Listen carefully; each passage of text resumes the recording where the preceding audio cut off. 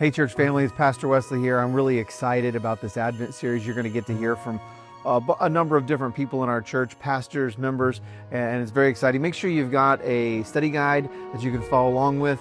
Do as much with your family or as little. There's some activities in there. Read the scriptures, pray together. Make it fun is the most important thing. I know you're going to be blessed. Here we go. Hey, I'm Wes Shaw, and today is day 18 of our Advent series.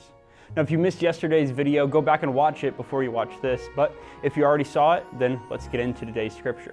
Today's scripture is Isaiah 60, verse 6, which says, "Herds of camels will cover your land, young camels of Midian and Ephah, and all from Sheba will come, bearing gold and incense and proclaiming the praise of the Lord."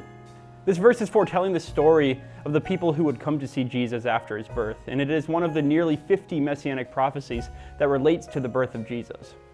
Now keep in mind that there are around 300 total prophecies that Jesus fulfilled while he was here on earth, which means nearly 17% of all of the prophecies about Jesus are relating to his birth.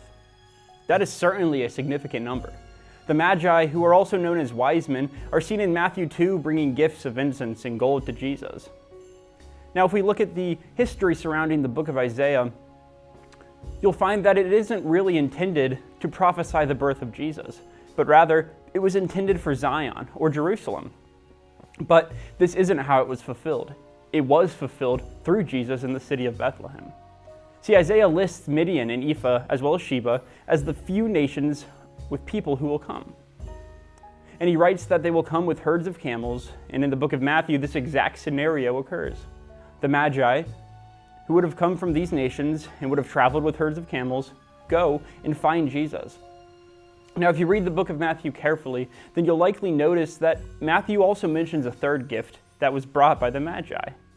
The gift is myrrh. See, Isaiah only mentioned gold and incense, but an important thing to realize is that myrrh is a specific type of incense.